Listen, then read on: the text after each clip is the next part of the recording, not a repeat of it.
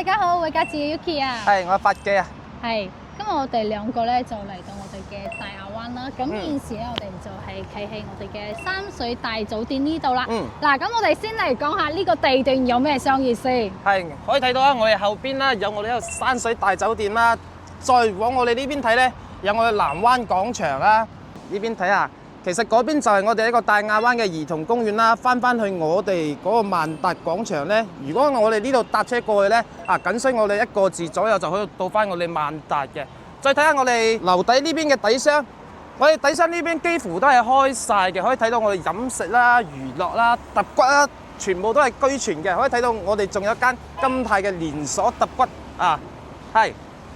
咁並且嘅話，我哋嘅中醫西醫呢一方面都係有嘅。咁其次嘅話，呢度咧餐飲都係非常之多嘅，所以食嘢咧呢一方面咧就唔使擔憂啦。咁其次嘅話就係我哋呢度嘅山就係非常之多，有一個咧兒童公園，有一個板樟咧，所以居住咧呢個位置咧係非常之好嘅一個空氣啦。咁其次嘅話就係講嘅就係我哋呢個地段。咁呢個地段咧係喺邊度咧？嗱，咁眼前咧呢條路咧就係大亞灣一個石化大道啦。冇錯啦。咁呢條路咧左手邊，我哋就可以去翻我哋嘅深圳，可以坐翻我哋嘅268一個巴士啊。咁我哋咧咁需咧，我哋嘅20分鐘就可以到得到啊。如果快嘅話，可能嘅話就係會更加提前啦。如果我哋自己搭部車，就會更加快一啲啦。咁其次嘅話，我哋呢個屋苑樓下呢度咧，佢都係有我哋嘅西湖出行。可去翻我哋一個關口，45分鐘就可以到得到我哋嘅蓮塘關口啊！對於我哋港人朋友嚟講嘅話咧，呢個時間嚟講嘅話，基本上都係可以接受得到嘅。咁近期咧，我哋就幾多粉絲朋友啦，都有問翻我哋呢度嘅屋苑嘅樓上仲有冇啲樓今日咧，我哋就揾到一套咧，呢個單位非常之正。咁面積咧係幾大咧？面積就係我哋1116尺嘅，做咗我哋4房啦，3間房都係望翻我哋山景嘅，係。並且嘅話係有我哋嘅2個洗手間，個洗手間咧唔會話細，非常之大嘅，而且係一個雙露台。呢個景觀咧，一個咧可以望到咧我哋嘅板樟嶺公園啦，佢係向南邊，呢個就我哋嘅主露台啦，係咪？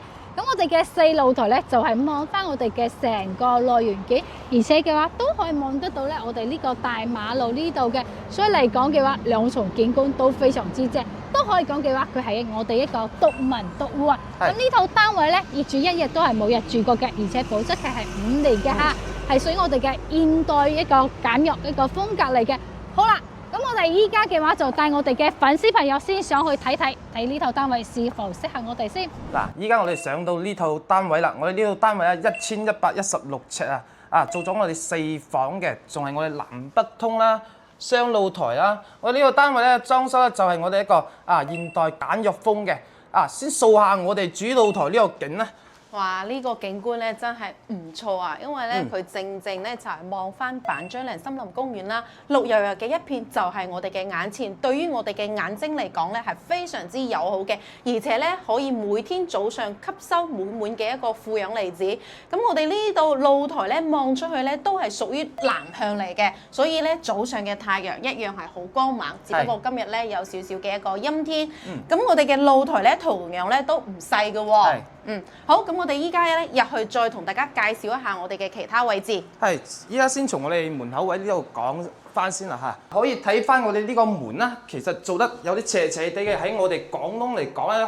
風水學呢度咧，我哋係唔可以門對門嘅，門口位咧睇唔到我哋客廳啦，可以增加我哋一啲隱私性啦。係門口左邊咧就係我哋一個通頂嘅鞋櫃同埋個吊櫃啦，可以睇到呢個鞋櫃收納空間非常之大，放翻50-60對鞋之上都係冇問題嘅。係，再睇下我第一間房啦。咁呢間房間咧，佢係設計咗咧，就係我覺得用嚟做多功能房間會比較好一啲，因為咧佢其實咧呢間房間唔係那麼方正嘅嚇。不過咧後期嘅話咧，如果大家想方正嘅話咧，可以做翻一個定制嘅櫃。呢間房間咧用嚟收納空間咧可能會好一啲，因為始終嚟講都有4間房間啊嘛，係咪？咁呢度咧一樣都係南向望翻呢個板樟嶺公園嘅，係啦。好，咁我哋依家咧再去睇下我哋嘅其他位置先。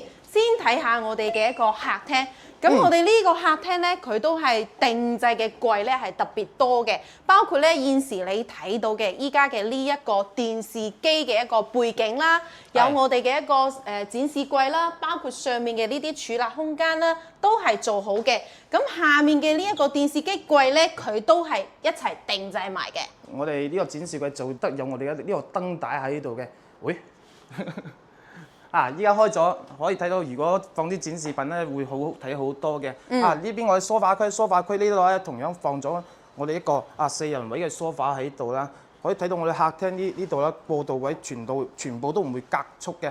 再睇下我哋呢邊風管機都係帶齊埋俾你嘅，係窗簾一樣咧，都係有幫我哋做埋嘅。成個客廳嘅話咧，唔需要重新去搞㗎啦。呢度好特別，用咗我哋呢個凹位咧，放咗我哋一個雙門雪櫃喺度嘅，係，咁我哋咧再嚟睇下我哋嘅一個廚房。咁佢廚房咧係做咗一個7字形嘅一個設計啦。呢邊嘅話咧就係屬於北向望翻下面嘅一個花園為主嘅，係。所以其實咧呢個位置咧呢棟樓咧都係屬於樓王嚟嘅，前後咧都係冇遮擋嘅。咁同埋我哋嘅一個爐頭啊、抽油煙機呢啲全部都有配好嘅。係，呢邊再睇下我哋第二個陽台啦。第二個陽台望出嚟都係望翻我哋一個內園啦、泳池啦，同埋我哋一個兒童遊玩區嘅。係，咁同大家講下啦，我哋嘅一個西湖出行咧就係喺呢度坐嘅。係，呢度咧就係我哋嘅西湖出行啦，對面咧就係我哋嘅一個商業，左手邊過去咧就係去翻我哋沙田地鐵站嘅一個位置嘅。